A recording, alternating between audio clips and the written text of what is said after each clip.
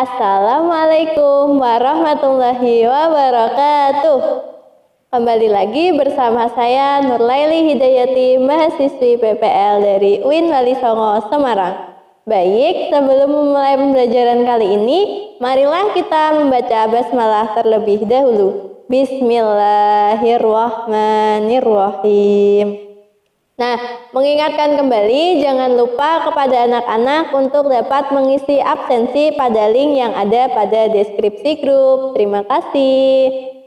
Kemudian, pada pertemuan yang lalu kita telah bersama-sama membahas mengenai fungsi Al-Quran dalam Islam dan fungsi Al-Quran dalam kehidupan manusia. Nah, yang pertama, ada yang masih ingat apa saja fungsi Al-Quran dalam Islam? Ya, kalian pintar. Yang pertama yaitu Al-Quran berfungsi sebagai sumber hukum utama dalam Islam. Lalu yang kedua yaitu Al-Quran berfungsi sebagai konfirmasi atau informasi dalam Islam terhadap apa yang tidak diketahui oleh akal. Lalu yang ketiga yaitu Al-Quran berfungsi sebagai penyempurna dari kitab-kitab terdahulu, ada Taurat, Zabur, dan juga Injil. Nah, kemudian yang kedua yaitu fungsi Al-Quran dalam kehidupan manusia. Yang pertama, Al-Quran berfungsi sebagai petunjuk, yaitu Al-Quran berfungsi untuk pedoman hidup manusia. Lalu yang kedua yaitu Al-Quran berfungsi sebagai Al-Furqan, yaitu pembeda. Artinya Al-Quran berfungsi sebagai pembeda antara yang benar dan yang salah, yaitu yang hak dan yang batil. Kemudian melangkah kepada pertemuan kali ini, kita akan belajar bersama-sama mengenai pengertian hadis. Pengertian hadis secara bahasa dan pengertian hadis secara istilah. Kemudian untuk dapat melanjutkan pembelajaran kali ini, anak-anak dapat melihat bagan atau peta konsep di samping ibu.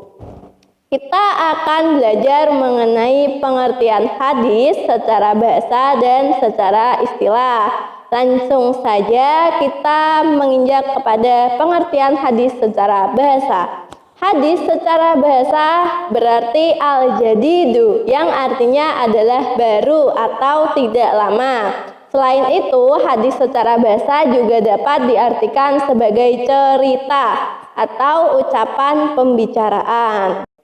Selanjutnya kita akan membahas mengenai pengertian hadis secara istilah. Hadis secara istilah adalah segala sesuatu yang diriwayatkan dari Nabi Muhammad, baik berupa perkataan, perbuatan, ketetapan, maupun keinginan Nabi Muhammad, baik setelah beliau diutus menjadi seorang Rasul maupun sebelum beliau diutus menjadi seorang Rasul.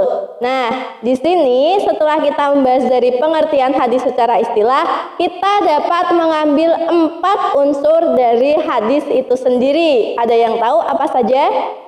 Ya, yaitu yang pertama adalah perkataan, yang kedua adalah perbuatan, yang ketiga adalah ketetapan, dan yang keempat adalah keinginan atau cita-cita.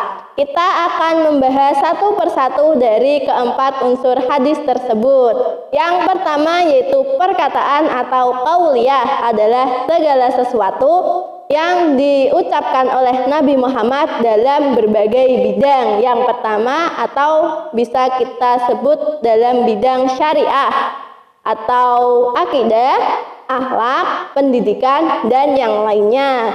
Kemudian yang kedua adalah perbuatan atau fi'liyah, yaitu penjelasan-penjelasan praktis dari Nabi Muhammad yang disertai sabda dari beliau mengenai peraturan-peraturan syarak tertentu dalam melaksanakan ibadah tertentu.